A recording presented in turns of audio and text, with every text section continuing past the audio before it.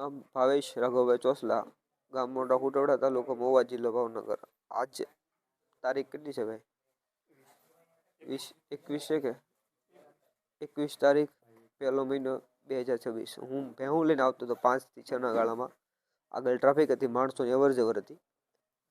રસ્તો સાંકડો હતો કે એમાં એક બાજુ જ માલ નીકળીએ કે બધી બાજુ માલ ના જઈ શકે.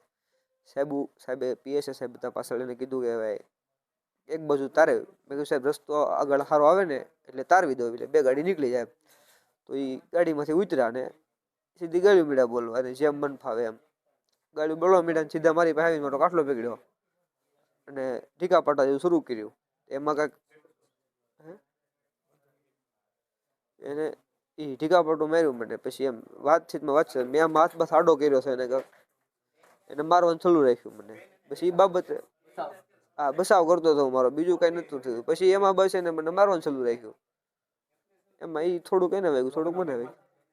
એ લોકોએ મને માથાના ભાગમાં માર્યા હશે લગભગ 12 થી 13 ધોકા. બડો હતો મારા હાથમાં, મારો બડો લઈ લીધો ને મને માર્યો. હાથમાં માર્યો, અહીંયા હાથ દુખે છે, આ પગ દુખે છે, વાહના ભાગમાં માર્યા છે 12-13. પછી માથામાંથી આ 2 જીવ હાલત હતી. છેલ્લે અમુક સમયમાં 7-8 ધોકા માથામાં વાગ્યા એટલે મને બધું આમ દેખાતું બંધ થઈ ગયું થોડાક ટાઈમ માટે. છતાં મારવાનું ચાલુ બંધ થઈ ગયું હતું બધું. આમ જાણે કે બધું આમ આંખું બધી બ્લર થઈ ગઈ હતી. માણસો બધા ઘણા હતા આજુબાજુમાં.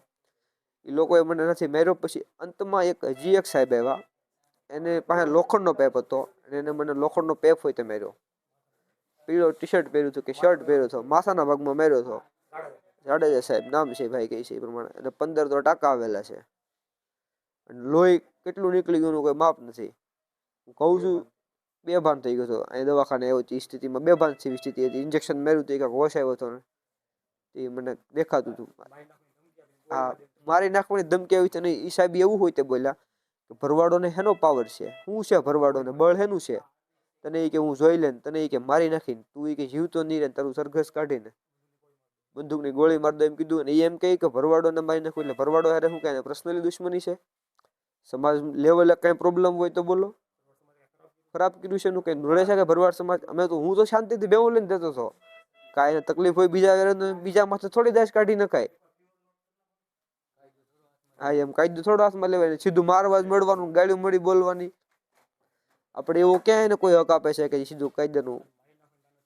હા મારી નાખવાની નથી જ માર્યો. માથામાં લગભગ 7 થી 8 ધોકા તો માર્યા જશે કમસે કમ.